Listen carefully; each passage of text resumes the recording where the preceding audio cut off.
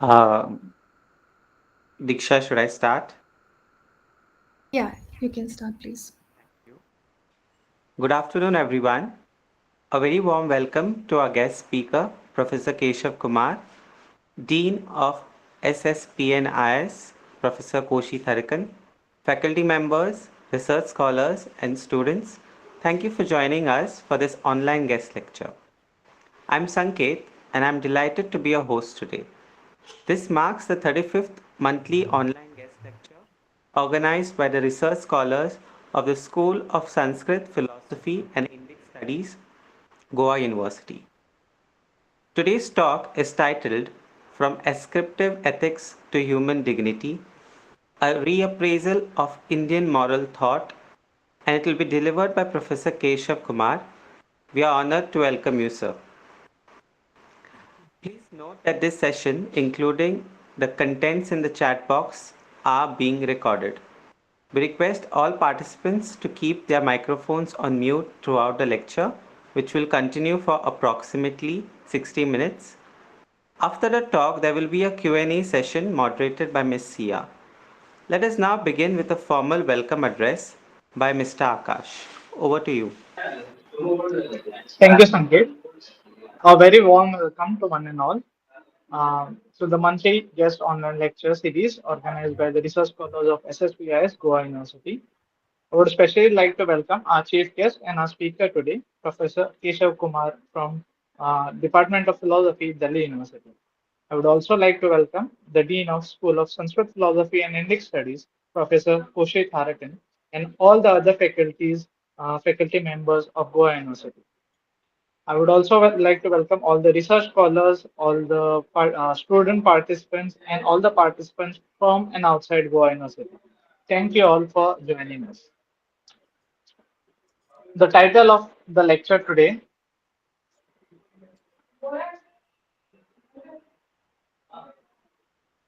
is From Ascriptive Ethics to Human Dignity, a Reappraisal of Indian Moral Thought.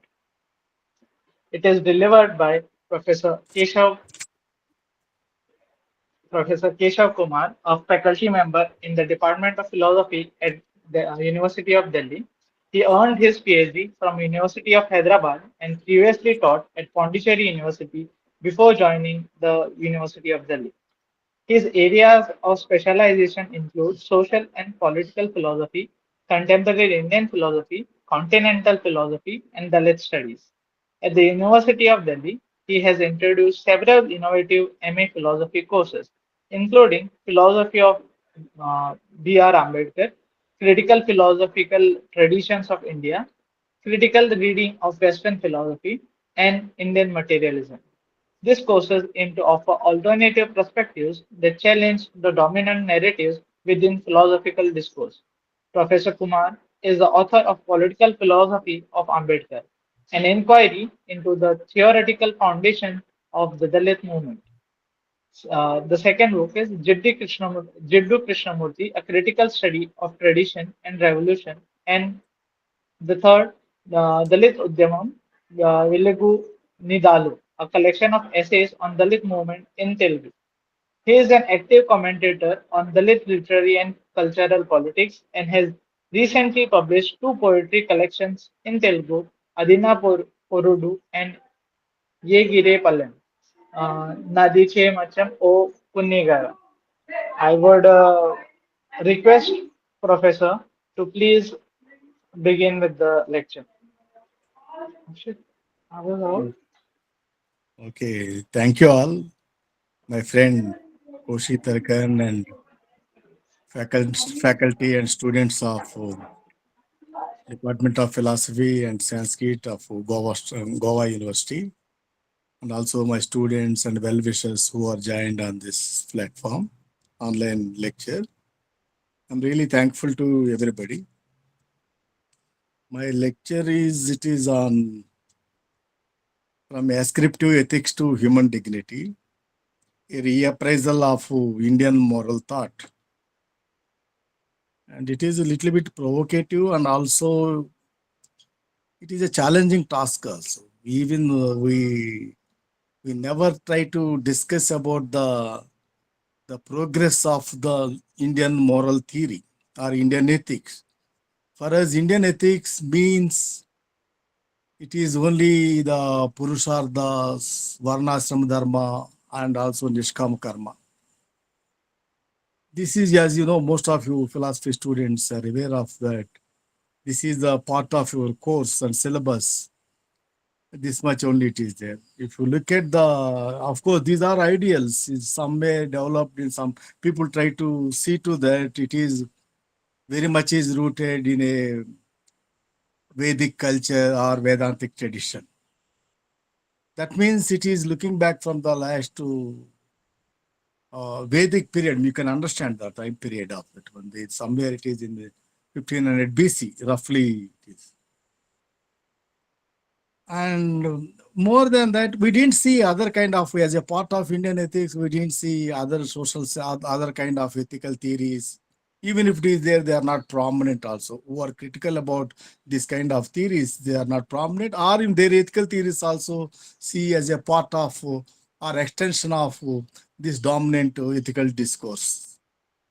And we never try to ask questions related to the, is it really representative of the Indian moral philosophy, Indian ethical theory? Some people write, even is any Indian moral theory, it is there as it is, the way you are reading today. If it is there, why it is not connected to the social life and also political life? Why it is often, very often, seems to see detached from the social reality? In the name of aspiring for the higher ideals and also transcendental world, unchanging, eternal kind of aspirations and goals to reach. But why we missed this kind of the development of non-development of the political theory and a moral theory? We thought that it is talking about the just society and good society. That is the implication of any kind of moral theory. But why it is not related to the extended that kind of morality or idea of the whatever great things we're talking about, sense of equality or moksha, whatever, not related to the everyday social life? Why it is not extended? Why it is not extended to all the people? The way society, different kinds of people are there, why it is not extended? And there's a serious challenges are there, even though the mostly the moral theory, what we are familiar, it is nothing but a propagation or institutionalization of the academics to certain extent. And prior to that one, there is a social reformers and a nationalist kind of leaders happened to be came from the elite kind of the social backgrounds. They often, how they valorize the tradition and very particularly the golden past, which is the Brahminical past, which is uncritical. Even though we thought that is a political compulsion, we come fighting against the colonialism. We thought that is the Indian indigenous traditions like that they propose, but never try to see that it is also how far it is representative. That too, very particularly the where Hindu, there is a transition. It is there from Vedic Brahmanism to the Hinduism to the Indian. And all these things were identified as it is almost synonymously, one can use it also, use it as a Indian kind of ethics. But today time it is there and all, there's a test the theories. What is the content of this ethical theory? It represents what? And does it has represent any ethics in it? Why there's non-development of the non-development of this ethical theory in India? Not only Indian ethical theory, there's a political theory, social theory also some way stagnated. Some way the whole kind of philosophy is looking centered around the idea of the how to uphold the society or want to status quo system. They don't want to change any society and social relations and life. And this kind of situation definitely will be there. No development of social. That's why people try to talk about, is there any social political philosophy in India? Since it is our morality, our theories are not much connected to the social life. It is connected in other way to keep the people under control, social control.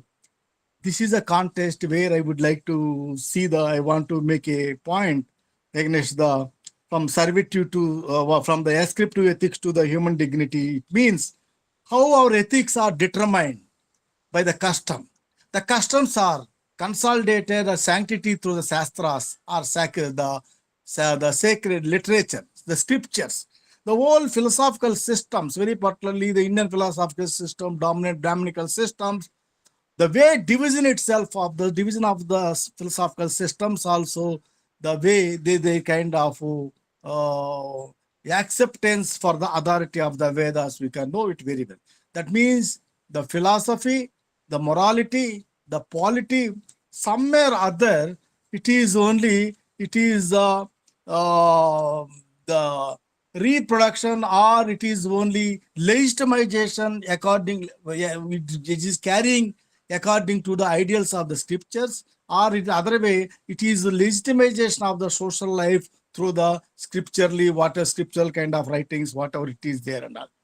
And you know it very well, the kind of scriptures in India, who produced, what purpose it is there, the social agency who are involved.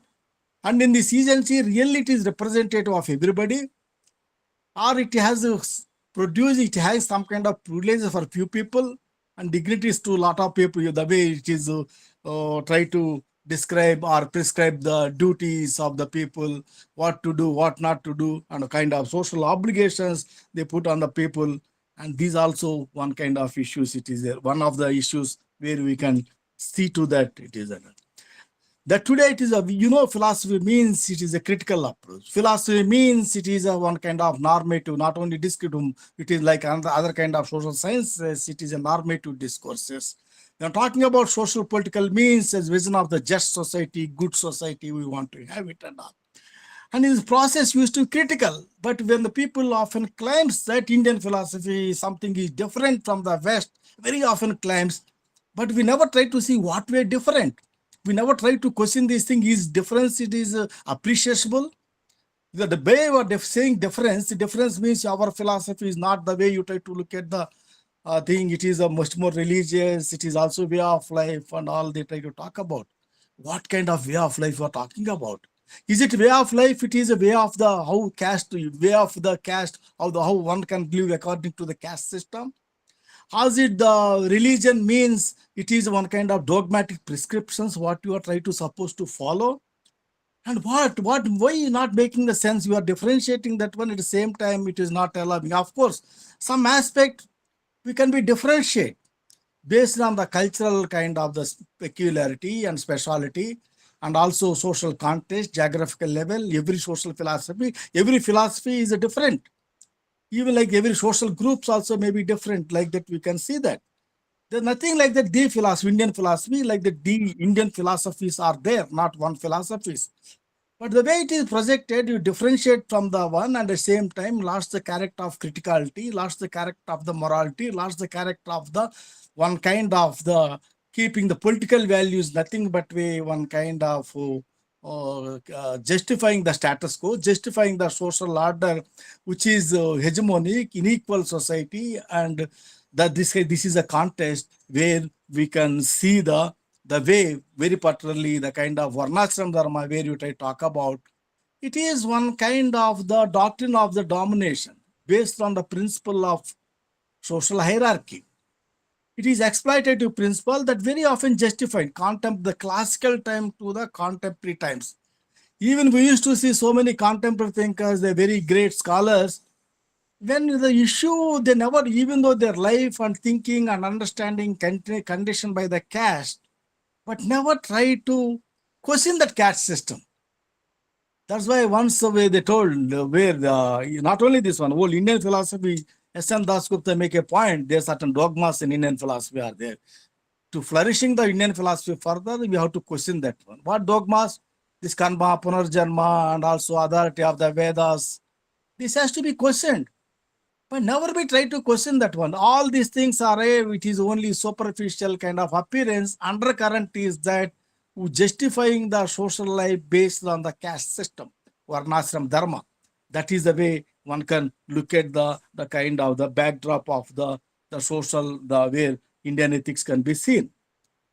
Anyway, my point is that when I'm making a claim against the kind of the concept, the classical ethics or Indian ethics in a particular dominant Indian ethics, My argument is that this is remarkably with the country we had diverse and rich heritage of ethical thought it is there. And by the glance of that, we can know it very well. Not only at recent time, contemporary times, people are questioning, arguing for the dignity, arguing for the self-respect, or demanding for the equality, or looking for the justice or just society. For the time immemorial, at the time of where the Brahminical systems are started, Vedic Brahminic, continuously, simultaneously, there is a parallel systems are there. Sramana traditions are there. Even medieval times also, when it is there, also the medieval subaltern philosophers they questioned. And modern times, in the time of social reformer, people like Jyotiba Phule, it is there. And later, there's nationalistic struggles, it is there. The Periyar, Phule, Ambedkar, Narayan, all these people are there. Narayan Guru. These are the tradition, it is there. They are demanding for the different kind of ethics. They differs with the Vedic authority. They differs with the kind of the Brahminical philosophical systems and the social political philosophies developed out of this one and all. This is the point. Anyway, let me talk about 2-3 issues I will work out. Then I will try to go to the last point where I would like to speak for myself and where the ethics of the respect, self-respect, and human dignity. Let me see that here what we are trying to talk about this one, the people try to talk about uninterrupted historical continuity from the Vedic to the contemporary times, one they maintain, but you know it very well. There's a lot of continuity and discontinuity is also there. At the second level, even though each and every stage also there are a lot of change in between these systems also it is there. Even the Vedas to Upanishads, Upanishads to the Vedantic tradition and Vedantic traditions contemporary times, lot of these things are there. And at the same time, there's a lot of the things which are contesting this kind of ethical traditions, and they also try to assimilate them. Assimilation as a technique they're used, any kind of difference, any kind of contestation, they very cleverly made assimilated, then they kill that kind of that systems which are opposing that one. That is one aspect. The other aspect is that it is what you try to present it as a one kind of the unitary theory, ethical theory, what you try to talk about. This is also not just kind of this lot of the way it is developed historically, one has to look at. First of all, we don't have the Indian philosophy, no historical sense. Similarly, the case with the ethics also. Even ethics also, while to discuss about that one, they totally conveniently forget about the social life and everyday concrete social life, or they are not bothered about. They try to argument that these are things maybe goes on changing, social life and social conditions may be changing, but a higher order level there is one kind of reality it is there, that is eternal changeless reality, that is the Brahman, that is ultimate reality. And also the ultimate goal is that realization of that Brahman, that is called moksha. At that level, they went to they try to promise some kind of the moksha beyond the where one can live, where the social life it is there. That way, conveniently they worked out, and that kind of philosophy they try to present it, either in the name of the spiritualism or idealism, or it is a religion or transcendentalism, one kind of absolutism. One kind of theology they presented to us, and this way one has to understand ethics. There other things are secondary, subordinated, doesn't matter. It is only ours is ultimately moksha centric and all, not the social centric. In the people like Hirayana and also Radhakrishnan and TMP Mahadevan goes on telling like this kind of theories, one the way justifying this one and all, without even questioning the problems involved with this kind of ethical theories. They very often try to justify this one. But that is one aspect. Other aspect I would like to see that one has to see the philosophy historically located.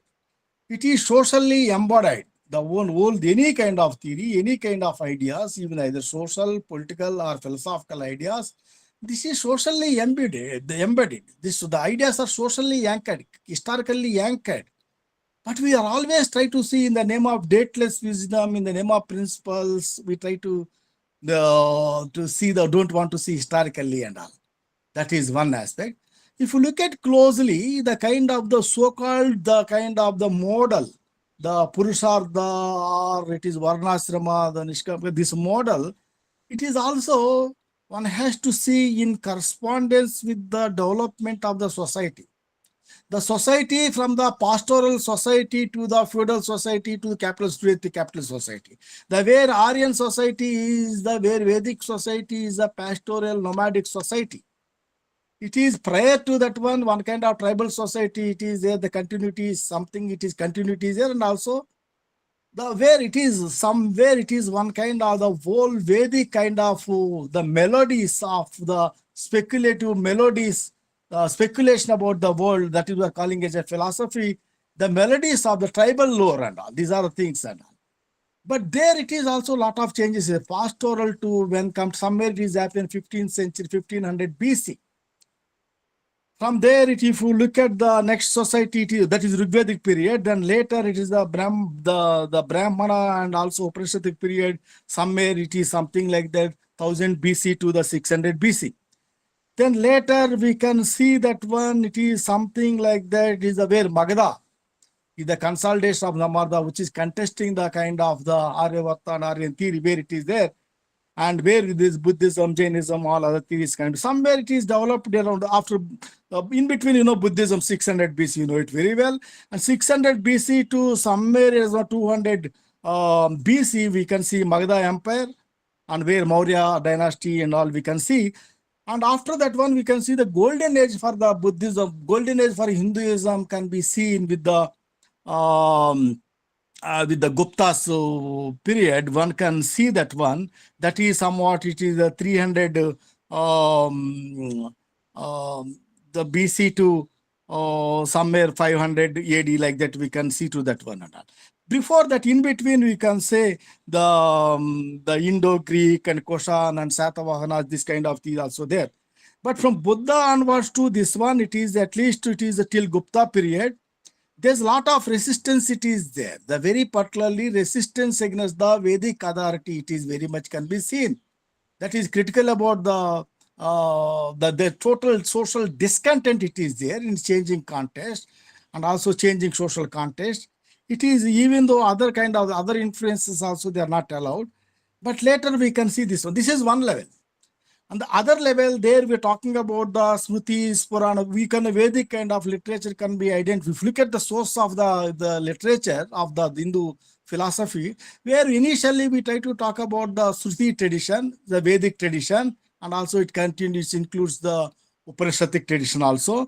Later, it is comes as a Smriti tradition and also Puranas and Mahabharatas is a later tradition. It is about in Bhagavad Gita. Bhagavad Gita is from the Mahabharata.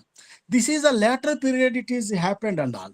That is also initially the Varna order it is there, very loose kind of Varna order it is there. It is consolidated to Upanishadic time, and later very much it is with the feudal societies, very later, very much is consolidated with the Gupta's period, we know it very well. This is the way one can look at later, 9th century AD, the Shankaracharya's Vedanta philosophy made further and all. This is the way. To look at the Shruti traditions and Smriti tradition, if you look at Shruti, the Brahmanica tradition and all, where we initially identified as the Hindu tradition, it is only confined to the interest of the Dvijas, that too also very to Kshatriya, Brahmanas and Kshatriyas. Even the Vaishyas and Sudras are totally negated. They are not eligible for even the Ignas, not eligible to further even to get educated or knowing about the Vedas and all. Even though later it is only in the Smriti tradition, we can see that one when because of the Buddhism, other level, it is some kind of jolt against the kind of approach it is there. And there is a compel to open to this kind of Hinduism revival can be seen, open to the other people. And there it is where Sudras and women, other people also can be seen. We can see the culmination point can be seen in the Bhakti period. We can see to that one, a little bit liberal and open. And not totally, of course, they share the Smriti worldview. So this is, one has to look at historically what happened also in terms of the society, in terms of the text, in some of the value, in some of the some kind of the liberal approach towards ethics also one has to look at that one. This is one aspect.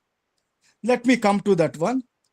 There are the people like the Western scholars, very often we used to, people compare to perspective Western ethical theories. Western theories very often they claim that they don't have, even the Hegel try to talk about, They are not realized the stage of the philosophy and are still at the living at the level of the custom. That's what Hegel's comment against India, against China. It is not philosophy. Philosophy is realization of the freedom, highest level. History is realization of freedom. It is still at the level of the custom or caste. All these things might be in keeping in a consideration. Of course, one may say it is a Western arrogance. But however, people try to talk about some of the people who worked on manual of ethics, where it is a Mekanji make a point that one, the Hindu thought emphasized dharma rather than ethics. He criticized Indian ethics as being logically incoherent, socially regressive, and lacking a robust philosophical foundation. That's what it is. It is not philosophically stand. It doesn't have the way where Western ethics are talking about. It is something dharma. Dharma means, you know it very well. You have to follow certain things and duties or varnashram dharma or some ritual practices. It philosophically one cannot avail. That may be his argument and all. That is where it is, where he try talk about. Then immediately the people like Radhakrishna and Hirayana, TMP Mahadev and defended dharma-based ethics by grounding them metaphysical and spiritual ideals. And Radhakrishna stated that the perfect ideal of our life is found only in eternal reality. That's why they defended. They also redefined the idea of the dharma, and also they want to give the different kind of meaning in that process. How they made the rationality, morality subordinated to the this higher kind of the moksha kind of an ideal, and that level, the almost ethics, it is not their concern. This is some way supra moral, supra mental kind of thing, supra natural level that ethics they're engaged, but at the cost of negating the world. But however, if you look at closely the debates with these people, what they try to talk about, one can see that one, that by one can have the idea of that one. There's a tension between the kind of the tension between the ascribed moral ideals rooted in a metaphysical absolutism and lived experiences of social exclusion that defines the core of the debate of Indian ethics. That's what my idea. And in contrast to dominant model, an alternative philosophical and ethical discourse has developed, one that centered on human dignity, self-respect, moral autonomy of individuals. And the shift marks a different of Indian ethical thinking from the Varna to virtues.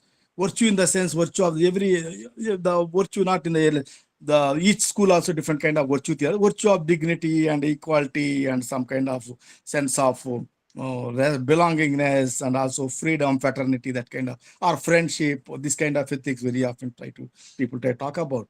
They are from the subjugation to the subjugation to the celebration of the personhood. It can be seen in the people who try to talk about the people like the Pule, Periyar, and Ambedkar. All these people, the critical, their titles also you can see to that one against the Gulamgiri.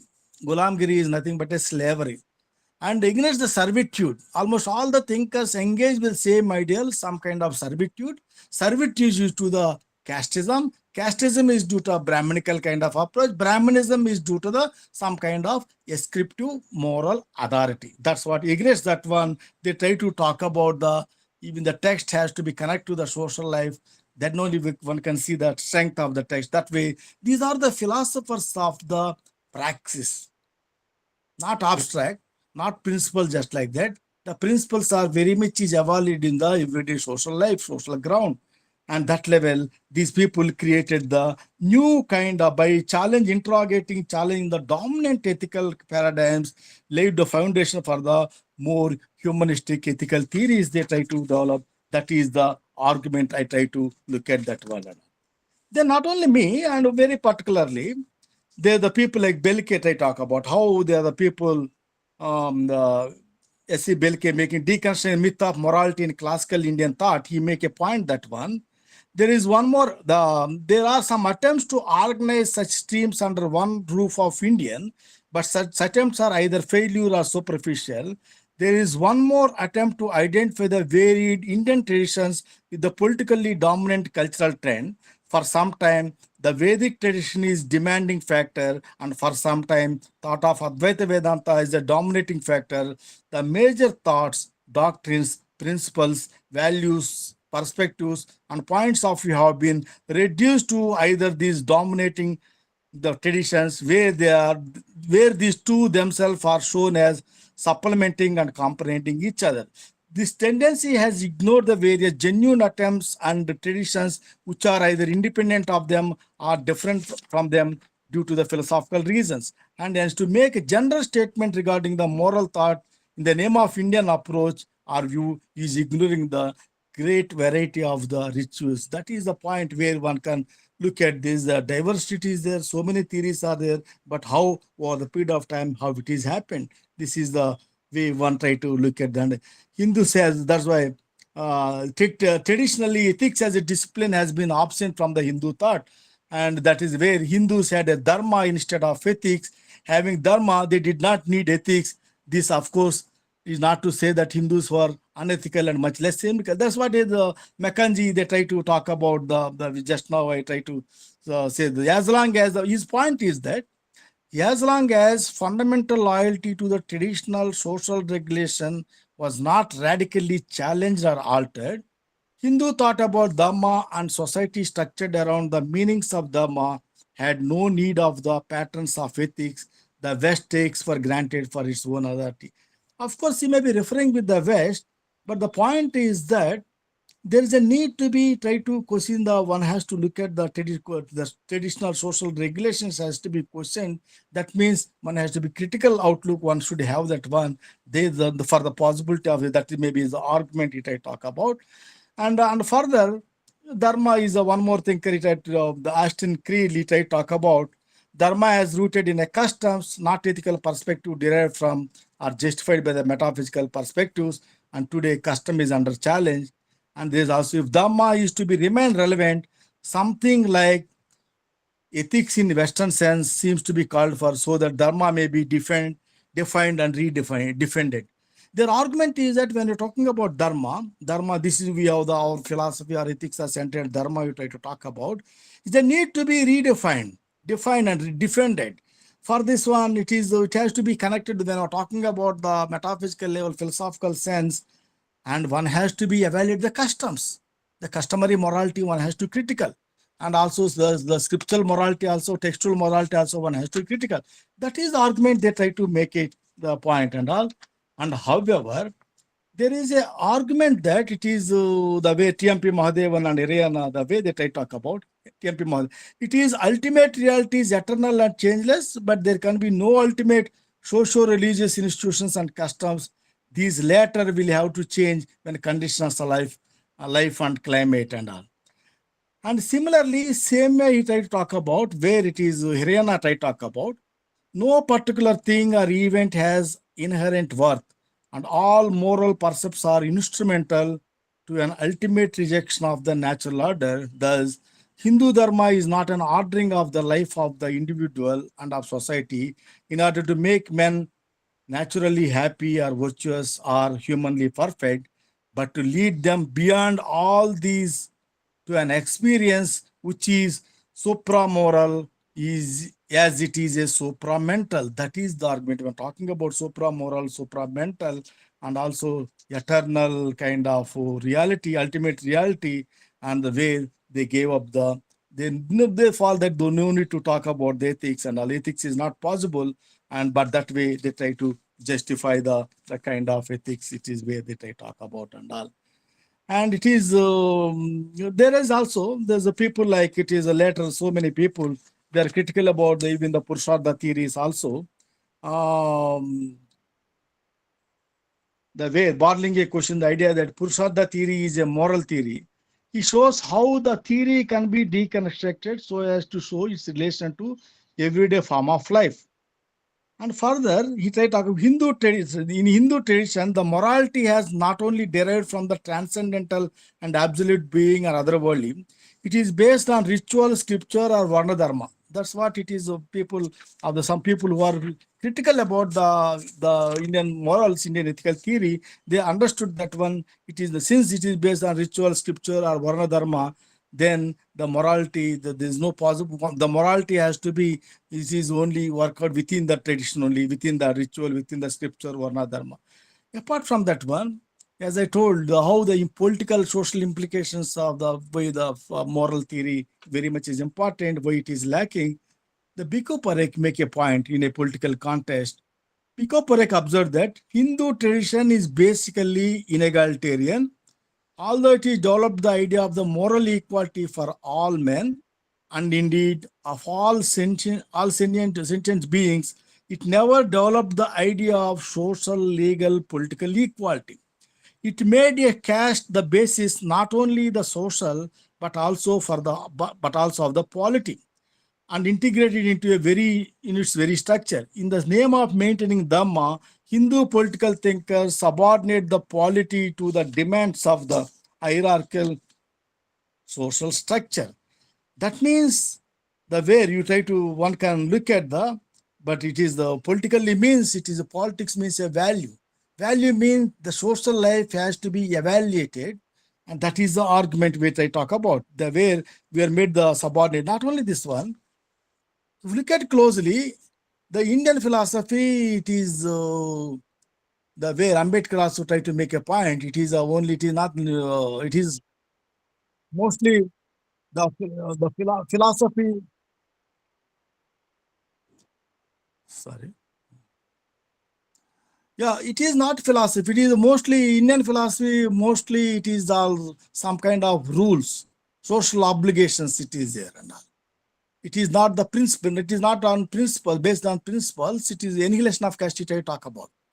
Even the Mimamsakas and Upanishads also including that one. It is based on the principle, not rules, not principles. The rules are some kind of what to do, what not to do. Some kind of social obligations, some kind of this way it is there and all. And in the process, it is one kind of the legal philosophy. Indian philosophy is legal philosophy. Legal philosophy become a moral philosophy. And legal philosophy means, the based on the another moral, what it is there and all. It is a moral philosophy.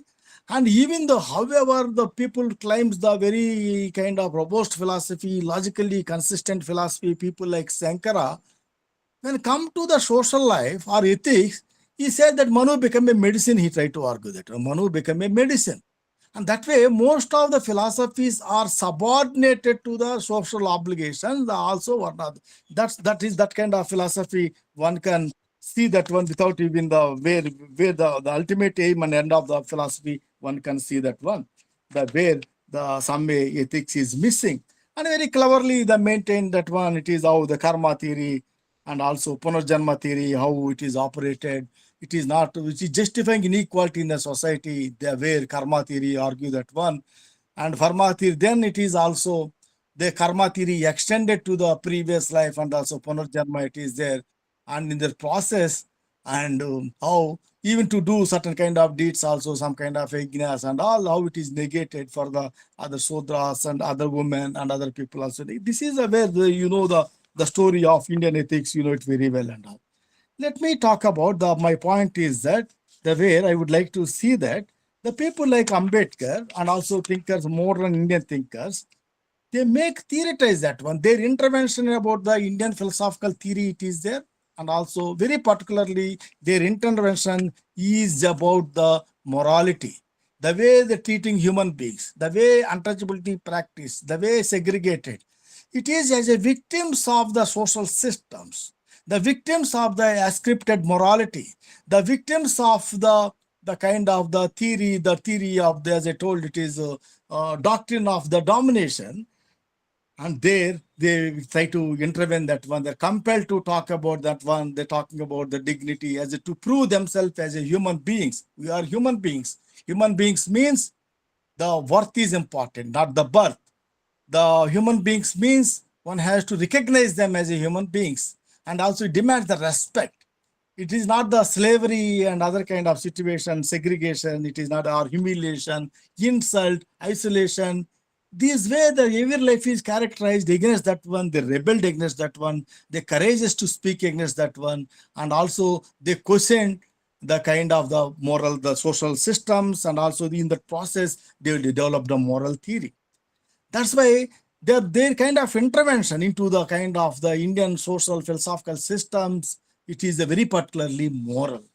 To justify their morality, to justify their kind of moral principles, moral understanding of the world, they're depending on the rationality.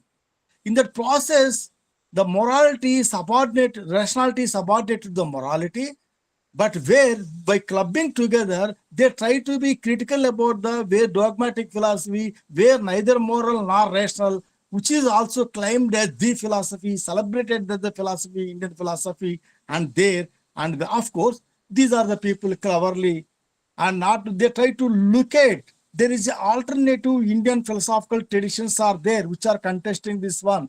They try to invoke the one kind of the democratic past, the way the other people valorize the Brahminical past. They try to talk about something like that alternative, either materialistic or it is a Buddhist traditions. They try to look at how they are arguing for the sense of humanity or values of love, Maitri, Pragna, and this kind of things. The same kind of the either intelligence and also Karuna, compassion, and these are the principles they try to use, and they try to not only critical about the dominant moral traditions, and they try to totally change the celebration of the personhood is important. You are talking about the society, the kind of moral scheme, it is only scattering it is a superman. It is not the common man. It is talking about rules, not the principles. It is talking about the neither to center around the person, neither centered around the society, nor centered around the other people. It is only superman. It is there. But our philosophy should be centered around the society. It is not the society designed sacred. It is divinely ordained. The ordinary life and all. Not only ordinary social life. Not only ordinary social life. It is when talking about social, it is talking about the lived experience.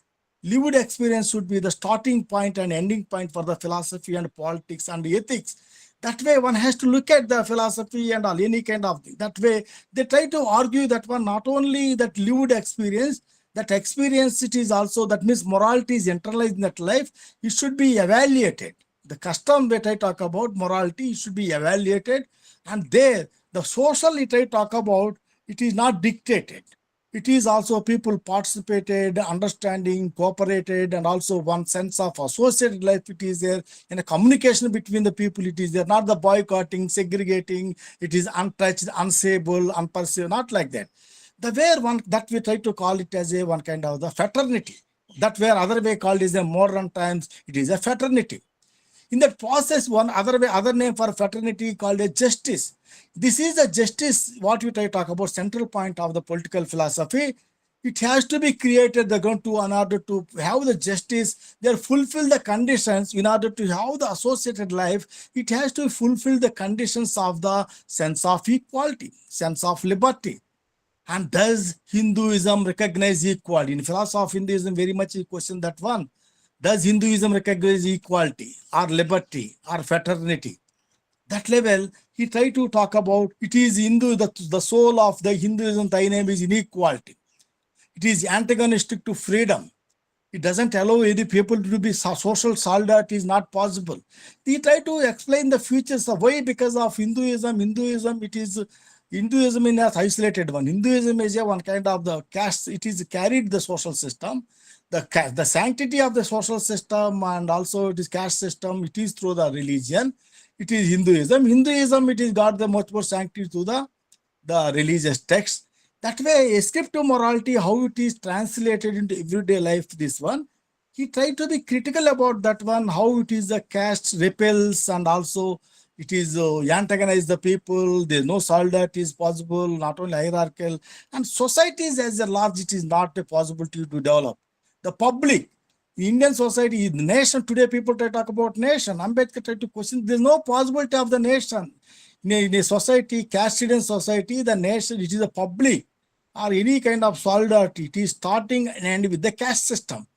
The way nation means kith and kin kind of relations, it will be there, but it is not possible because of the caste system he tried to talk about and all. That way, he tried to, Ambedkar try to look at that one. It is Hindu tradition, morality has not derived where he tried to talk about. Yeah, let me see. Yeah. Yeah. The act of assertion of social weakness may the humiliation, degradation, discrimination, demeaning, and exploitation. That way, in this context, self-respect, theorizing self-respect is pretty. Western thinkers like Levinas try to talk about ethics as a first philosophy.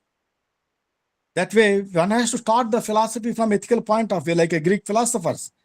That way, one has theorized self-respect, one kind of engagement with the scrutiny of the oppressive social and political institutions and its practice.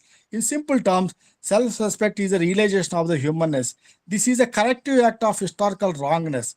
For a decent society, respecting fellow human being and ensuring the human dignity is a necessary ideal and all. And further, it is I talk about ultimate concern of self-respect to individual or community is a liberation and freedom from inhuman, unequal, and insensitive society and all. That way, they try to talk about not only this one, how the hurdles of that one, recognition is important. You are not a society, we are not recognized fellow human beings as human beings. Not only misrecognize, you don't want to recognize, even though they are with you and they are the productive class. Because of them, you never be involved in the never the where we can see the ethical theory of the Brahminical theory. They never touched even the plowshare. They never went to that, where other fellows never even allowed to read the scriptures and also studies the Vedas and all. This is a situation. This is a contradiction and all. But where it is not the where in this context, where people like Ambedkar try to see that one, the thinking dignity embodied calls for the politics or ethics of witnessing that, acknowledging, listen, that where you have to be other people rather than dehumanizing, you have to be recognized. Recognition is more important.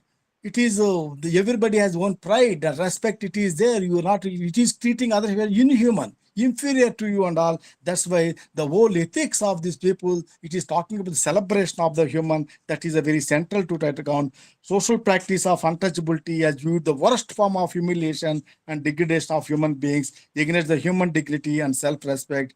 Untouchable to are treated by the dominant the communities as unapproachable and unsayable, untouchability as a forced segregation and future of unfree social order. It is the worst form of slavery and all. Further, untouchable were not recognized as human beings. Hindu law declared that untouchables were not a person. Hinduism refused to regard, these are the words of Ambedkar. Hinduism refused to regard him as a human being fit for comradeship. Hinduism has made the untouchable subhuman. It has made Hindu inhuman. There is no scope, no escape to either for the established order of the subhuman and the inhuman. That is the kind where other humans, the other countries' slaves can be free.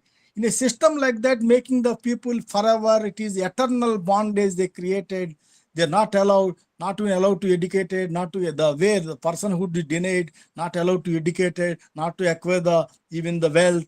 And very particularly the development, debasement of personality at every level, we can see that one, and that where there's no possibility of the human flourishment, it is there and all. Ultimately, against this kind of systems, they develop the new kind of ethics, the where it I talk about end of social. They make a point philosophically. They're critical about the social isolation, which are the immediate characters of the caste system.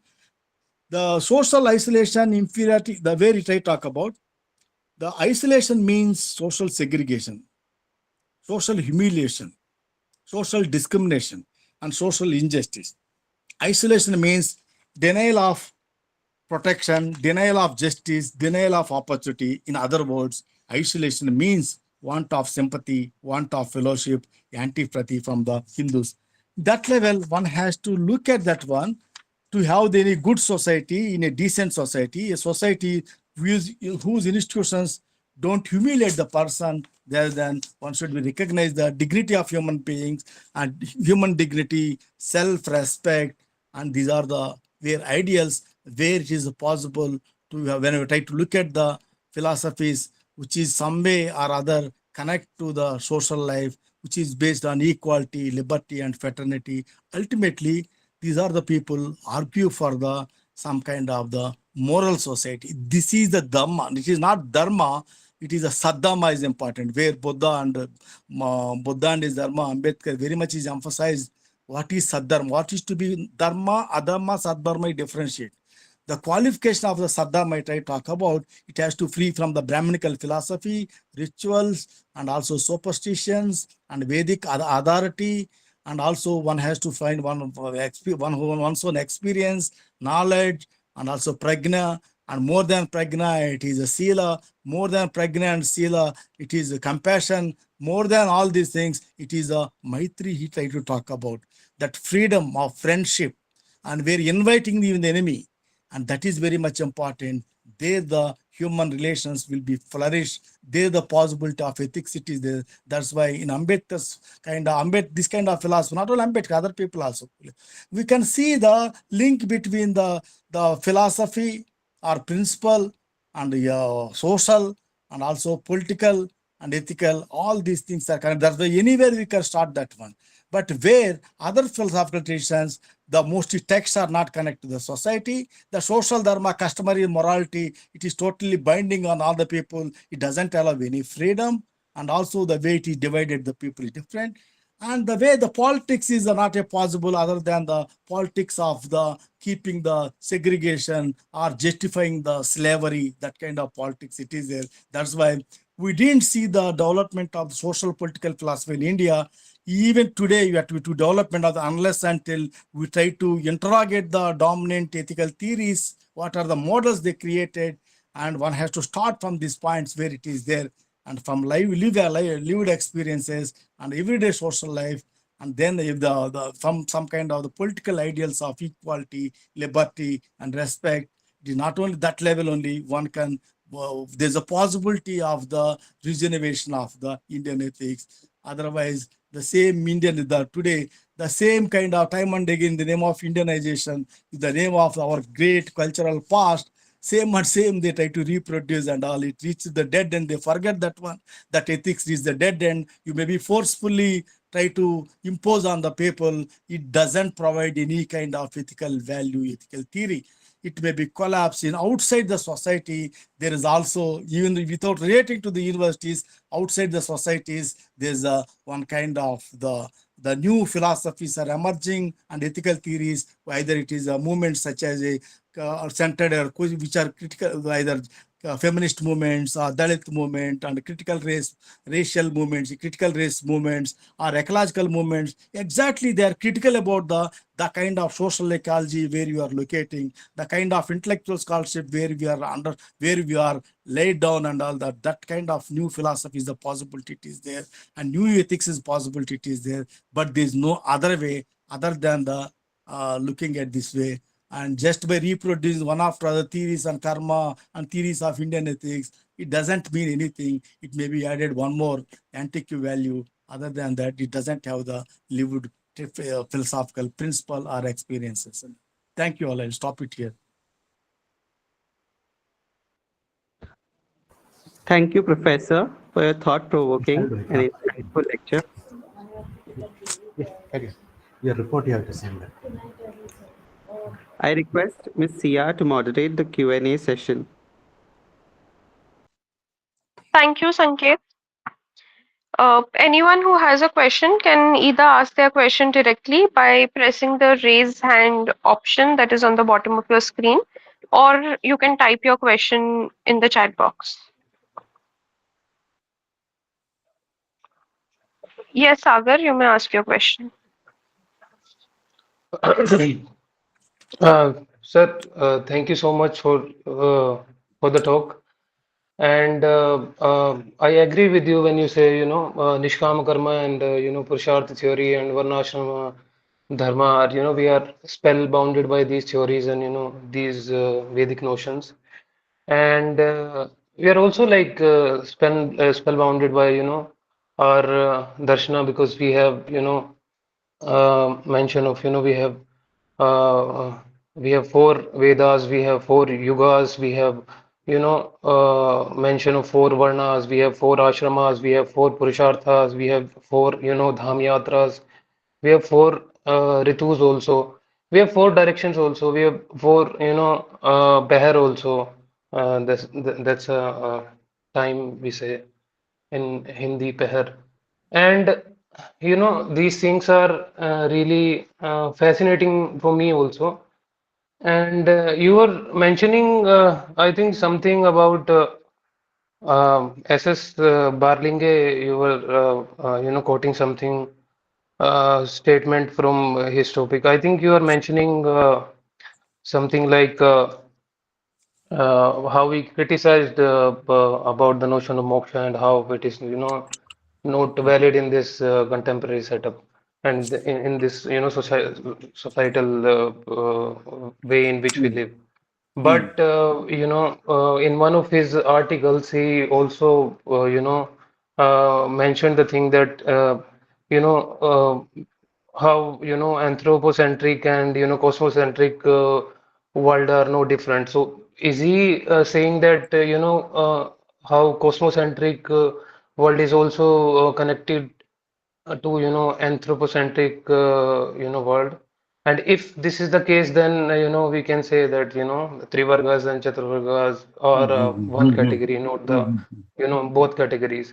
And mm, if we say this, then we can build up this argument further also, because in Upanishads also mm, we have a mm, notion of Satchit Ananda also, mm, and this Satchit Ananda notion is further propagated by different mm, modern philosophers also.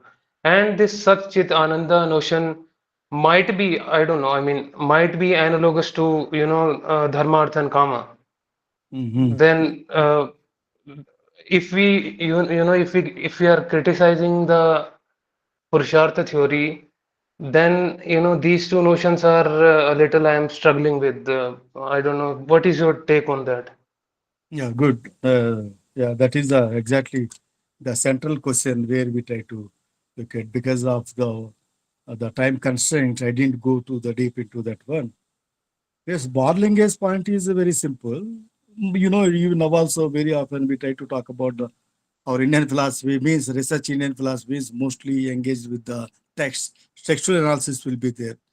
We never try to see that behind the text there's a society, it is there, some social agency, it is there. His argument is that the moral thought has to be understood not as a collection of textual theories, but as a live discourse across the historical growth of human thinking. That is the argument. And that is one aspect. Other aspect, you try to talk about the Trivarga, Dharma, the Kama. These are Trivarga. Moksha maybe came at the ideal. Even people like the Krishna also critical about the moksha. It is a latter ideal. It is a myth like that it I talk about. And some of the people, even that there's a brings the problems with the which one is higher, the Dharma or moksha. Moksha should be subordinate to Dharma. Dharma should be subordinate to moksha. This kind of issues also there.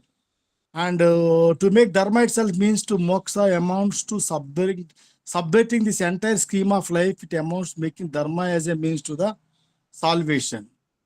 That's what Rajendra, the way they try to talk about that one. Is it the first of all, is it any content it is there to be followed? Is it a method textually? These are the way one has to, that people like Krishna and Rajendra Prasad also they're critical about that kind of concept. The where Dandekar in a theory of Purusha, the rethinking, he make a point about about this discourse which has to come first, why they bring this moksha, how other things are subordinated that one. Moksha falls, it I talk about Dandekar, moksha falls outside the orbit of the social functional theory of the Purusharthas, that there is a conceptual disparity and discontinuity between Trivarga and moksha. And moksha implies transcending phenomenal world. Moksha means release from continued embodied existence, the isolation of the soul from non-soul. Moksha is a personalistic and not social. While Dharma aims at maintenance of the world order, moksha deliberately rejects it. The purport of moksha is the negation of the Dharma. This kind of the contradictions and also problems within this one also, they try to prioritize which one has to prioritize. At least this is we're talking about other purusha, that at least the social level, the engagement it is there. When a moksha, it is other level. That is also mostly personal, not social. And this kind of debate is also very much it is there. The way it is also one has what makes them to people go for the moksha and ideal, and why, and again either ideal of moksha or dharma. In dharma also what kind of dharma it is. These are the issues are debated for the to develop the one, to develop the any one kind of any good ethical theory. Unless until critically look at this kind of theories, there's no change. There's no possibility at all. First of all, we never try to look at critically what is goes on telling. These are the theories are there, Trivarga, Moksha, like it will tell, but we never be engaged with the what is the content of that one, where exactly the people try to talk about how to follow that one, who is there and how it is there.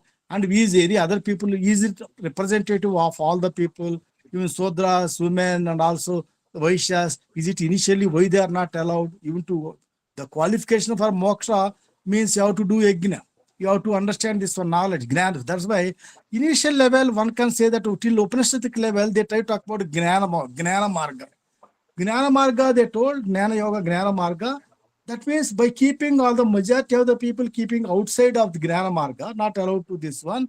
The later part only they try to talk about because of the social change and also other the weaken loosening the this kind of social bonding of Hinduism. Then they try to talk about the through the bhakti you can reach bhakti marga like that it is. That's why these are internal contradictions unless until we try to slowly discuss about one, dealing about that one, then only we can see the how much contradictions are there one against other, against Vedic to the Upanishad to the Shruti to the Smriti, and within Smriti traditions also kind of Dharma Shastras, what kind of problems are there. All these are in the contemporary related level, it is where it is related, and these kind of questions also one can raise, one can look at the by raising that questions, one can be, there's a possibility of the developing the origin of the Indian moral theory. Yes, Sagar, you have a follow-up question? Sir, in a 1980s, Journal of Indian Council of Philosophy, SS Barlinge wrote an article on social reality and moral order. Okay. And so I was raising the question on how he's contradicting in that paper his own statement. Mm. At page number 78, para number 2, he says that concept of prosperity exists and it becomes meaningful in this anthropocentric world. And he says that moksha gives the notion of prosperity in another world. So he negates the notion of moksha there. Okay. And again, when he mentions about how he says at page number 87, para number 2, that how anthropocentric and cosmocentric world are no different. So Okay. he is trying to, is it the case he's trying to say that cosmocentric world uh, can be a, I mean, cosmocentric world can be a possibility, or what is trying to say here? Oh, that was the main No, question. man, at least these Because are when the you say cosmocentric world is not any showing any kind of difference with the anthropocentric world, then we can say that this theory is it can be a wholesome theory, dharma, artha, kama, and moksha can be there. But he is negating the notion of moksha also at the same time there. And that is why I said that Upanishad are also saying certain kind of similarity to this notion. So isn't it a contradiction? Because we can understand if we are talking about liberation, and we all know that if liberation is meant to be the liberation of real people, it has to concern itself with the real issues faced by the real person. I can understand this thing, but the thing is that can we say that reinterpretation of this theory is possible? We cannot completely negate this theory. No, one it is that it is interesting. As this dilemmas many people had, whether it is the anthropological and also cosmological kind of world. So here, when Barlinge, one can look at the Barlinge. First of all, I don't know exactly is what is the context, what aspect he try to talk about that one. Second is that He he is is exactly, sir, if I he's a may interrupt progressive. you. He First is of all, actually advocating the Advaitin concept of moksha and merger of I consciousness, that is the anthropocentric consciousness, to Brahman. That is the cosmocentric, that is awareness. no. Actually, these are the people. Actually, nobody is talking about the critical about the kind of ethical Indian philosophy. he tried to make an attempt to reconceptualize that one on certain issues as a being inspired with the Marxism and the way his commitment nobody can negates. And that level, he tried to relook at that one, but it's the kind of the, he also compelled to speak the language of the what it is there. There's no, first of all, I believe there's no alternative language is not there to speak about the Indian philosophically. Otherwise, it is whatever try to talk about, keep you outside that one. Outside that one means outside the philosophical means it is something like that. The social philosophy and political level, it is there, not related to the philosophy. You have to compel to speak the terms and language, that is one and all. And the second level, some of the people try to see even the Bhagavad Gita also, they try to see some kind of the things. The Marxist scholars also, they are somewhere confused with by looking at the kind of. Then there is also, yes, the one can see the equality. The problem, whole problem comes here is that there is also promise of equality. It is there in Advaita or Vedanta philosophy at a spiritual level. Spiritual equality it is there and all. But in material level, totally denied and all. These people, most of the bhakti saints and all, they also believe that thing, whatever the morality, equality, what you are posing as a equality, our traditions are in philosophically or spiritually equality. Why don't you same things apply to the social life? Social equality, why don't you teach this? By using the same within the religion, they try to make a point. That may be the one may try to look at, there's a possibility of looking at that one. The where other traditions, they try to talk about spirituality, they are not connected to the cultural life.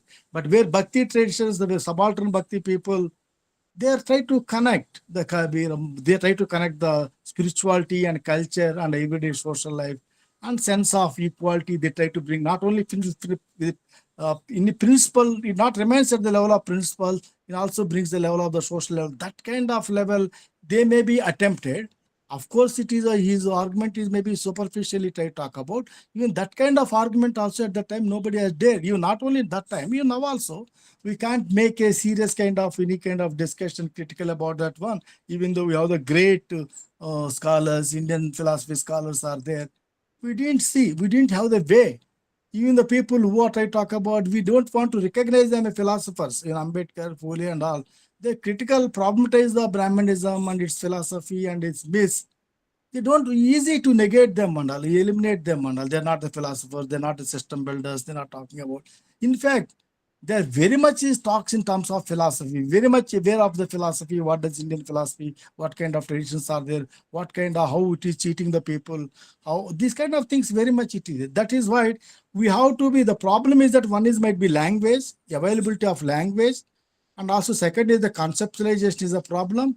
Third one is that there's a courage to look at, and also reception is also important and all. The where if JICPR only such kind of articles only might be presenting and all, not the other level. And is it any small articles which is totally critical about the dominant systems? Forget about that. At that time, maybe possible. Even at present system, of that one, very difficult. They're very selective. What articles has to be promoted, what knowledge has to be promoted. Even the official journals, we thought this is philosophical journals. This is a problem might be there. But I am not sure about exactly your Barlinge's point and position. I don't know. I'm sorry for that.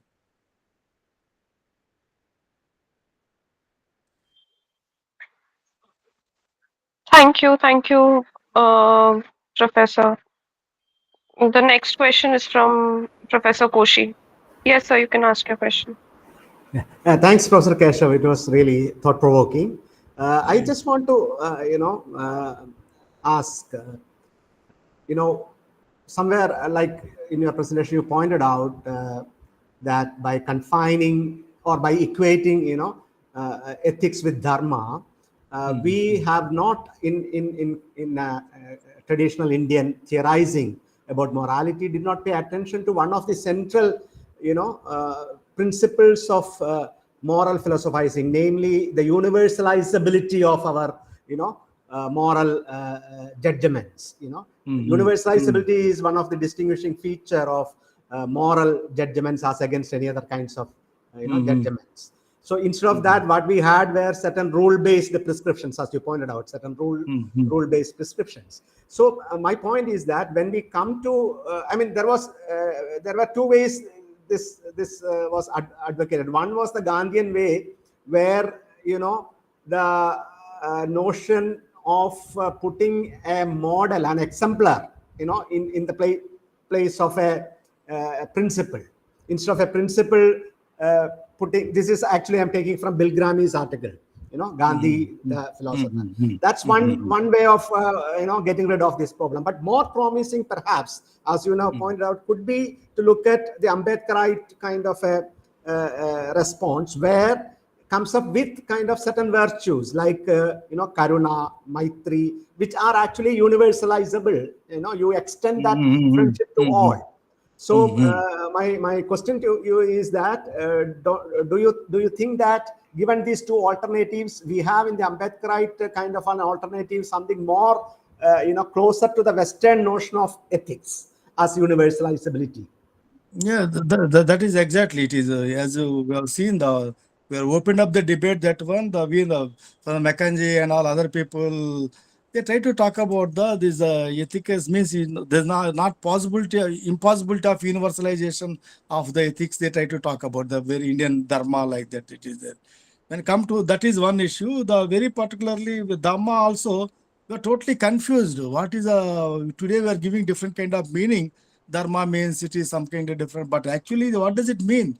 Dharma is Rita. Rita means it is only as per the natural level. What kind of rules is there? Pre-Vedic kind of tribal kind of understanding. It is go for as per accordingly what they believe that one. That level one has to follow. They're close to nature, understanding their understanding with the nature and all, negotiating. Then sometimes dharma become a ritual.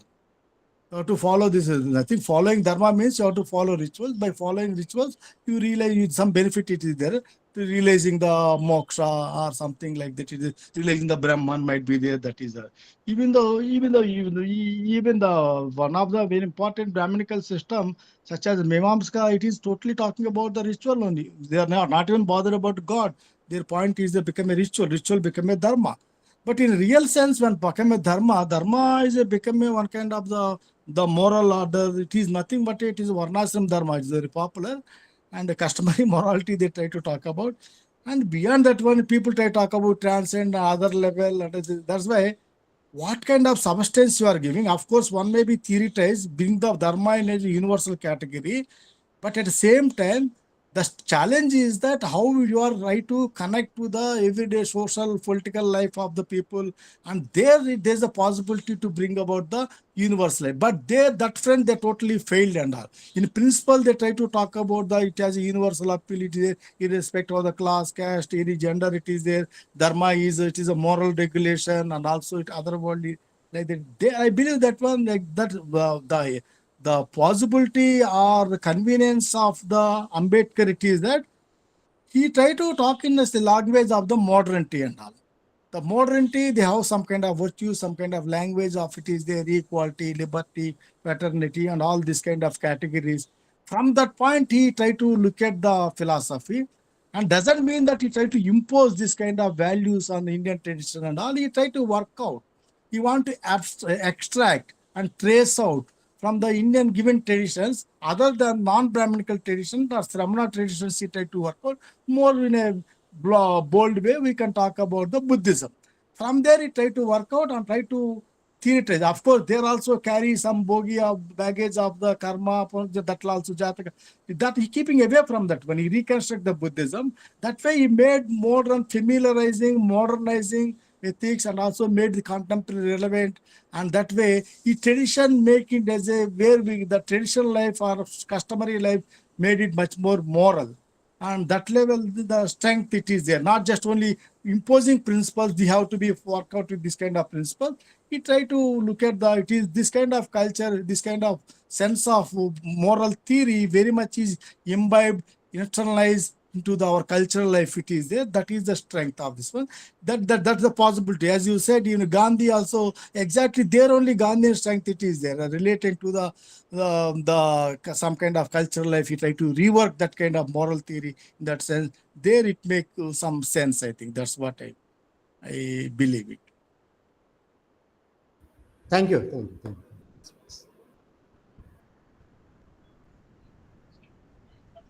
Any more questions?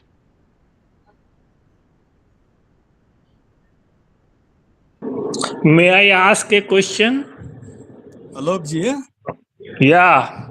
yeah, please. Yes, yes, sure. Oh, thank you very much, Keshav ji. Thank Uh, you. you somehow demolished the whole idea of Indian ethics or Hindu ethics or Brahminical ethics. But somehow I think Koshi ji has recovered some of it.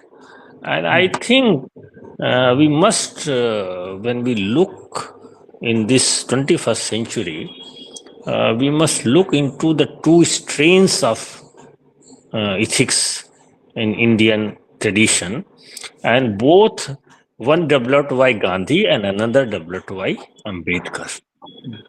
Gandhi reconstructed the principle of non-violence to suit the social political realities and to give an alternative vision of society, a philosophy, a political philosophy of non-violence he could give. And I think his reconstruction of non-violence is quite different from what it existed in Buddhism, Jainism, and Vedas, etc. Because that non-violence is not for individual moksha, but to create a harmonious society, a grammar of social life, a ethical life. So I think that part of should not be underestimated. But no doubt there were problems in that, and Ambedkar came out more directly with the reconstruction of Buddhism. So the Buddhism, and there was an ethics in Buddhism, but as you very clearly pointed out, that Ambedkar tried to combine that Buddhist insights with the insights of enlightenment, the values of enlightenment, the equality, fraternity, and freedom. So I think both ways Indian ethics developed.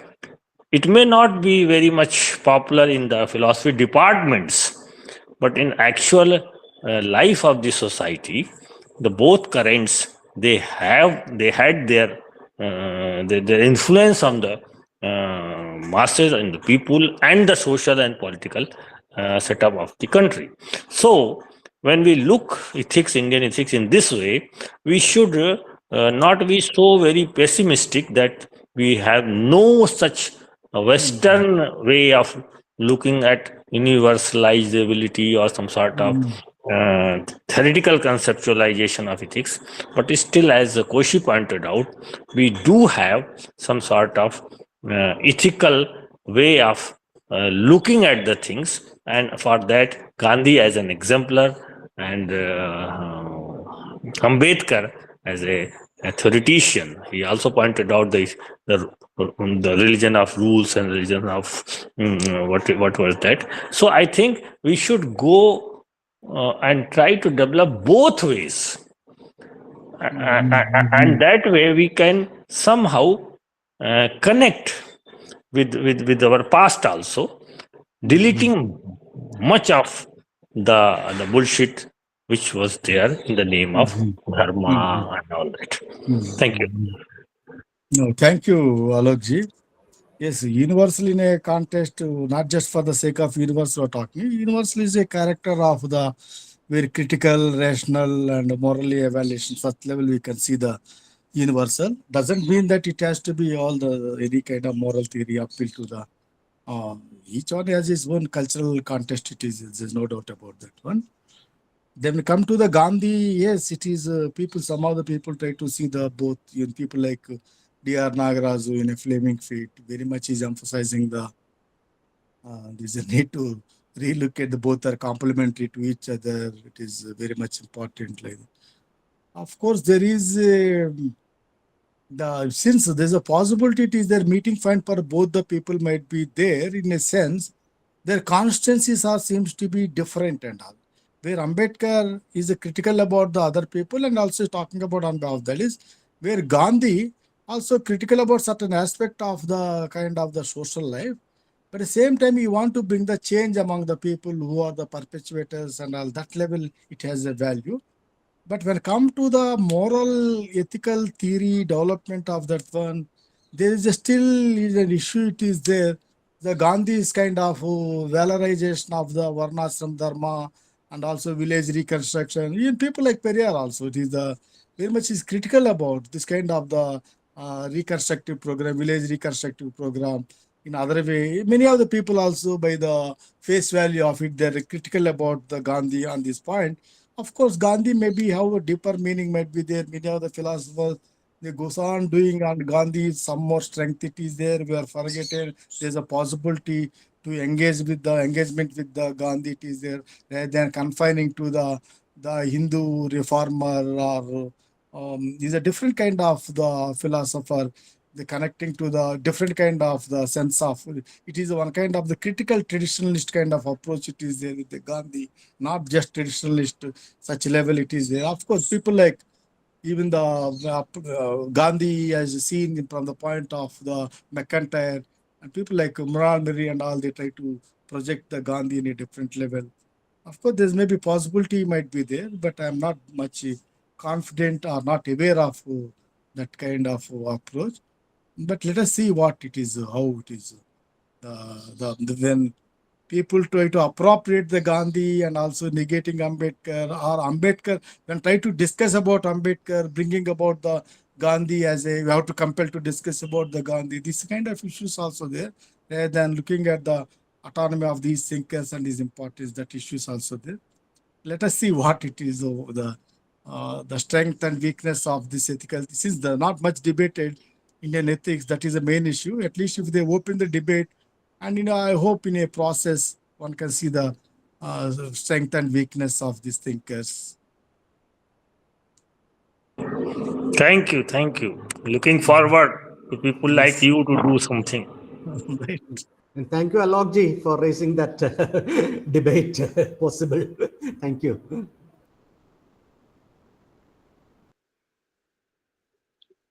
Any more questions?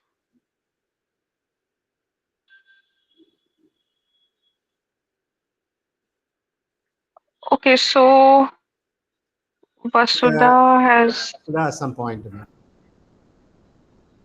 I'll just read it out. Thank you, sir, for your insightful lecture. The assertion of freedom and human dignity in Phule Ambedkar poses critical challenge to the dominant ethical framework in India. While Hinduism justifies violence, not recognizing the personhood of the other on caste-based rules, under what circumstances would a Phule Ambedkarite framework justify violence, or is the notion of violence not there in the framework? Yeah, very interesting question. Yeah, you just now Alokji spoken about the importance of Gandhi making a non-violence in different level. Their concern is that it is violence is not the main concern and all. Their concern is either Pule or Ambedkar. Their concern is that it is a humiliation, atrocity, a degradation of the people. All these are the actually violent acts. It is structurally internalized, this kind of philosophies. Even the myths also, the way myths and philosophy and ideas, there's a structural violence. It is there already in the name of ideas, in the name of philosophy, that is there. Against that one, they try to make that one much more human and also much more human touch. They want to give this one. Both the thinkers, when I'm talking about human dignity, means it is one kind of the ignorant, the differentiating from this kind of approach, the structural violence, and also talking about the sense of touch is very much that I talk about. Very in untouchable society and slave society, we are liberating that one. Come directly to the point, whether how far they try to argue that one. Both the thinkers, you know it very well.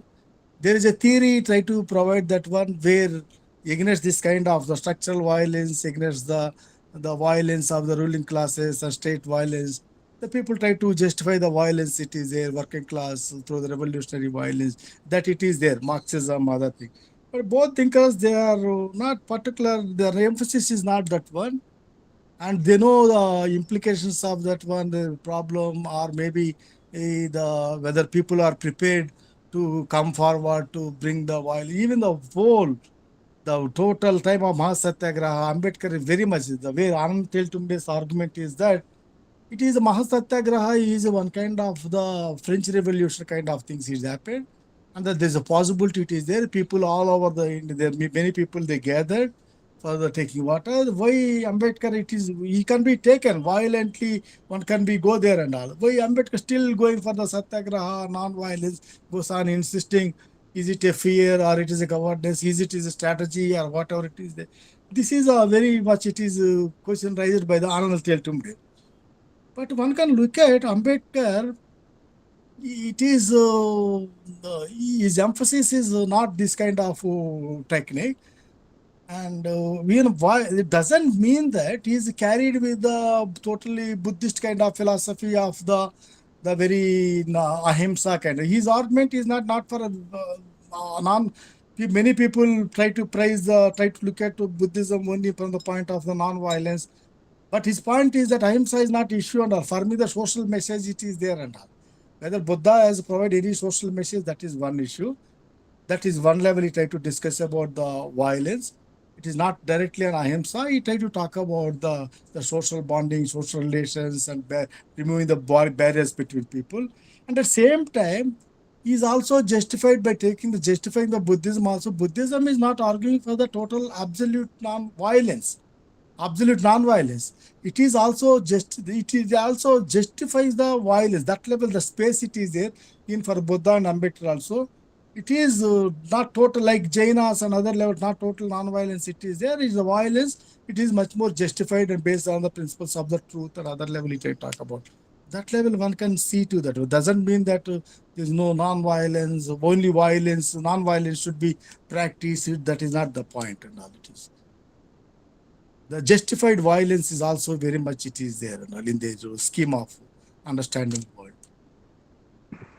Thank you, sir, for that answer. It answered what I was looking for. Thank you.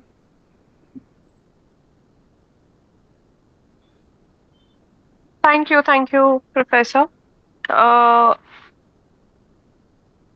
Any more questions? If in case you all have a question which you all have not been able to ask right now, Professor's email ID is there in the chat box. You may reach out to him.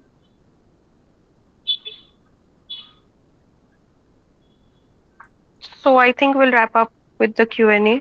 Back to you, Sanket. Thank you, Sia, for moderating the Q&A. I now request Ms. Diksha to deliver the vote of thanks. Thank you, Sanket. First and foremost, our heartfelt gratitude to Professor Kesava for sharing his time, expertise, and thought-provoking insights with us today. A sincere thank you to Dr. Koshi Tarakan, Dean of SSPIS, faculty members of our school for their participation and continued guidance. A special thanks to all our research scholars at Goa University, to all our participants, faculty, students, and others both from Goa University and beyond. Thank you for your presence and engagement.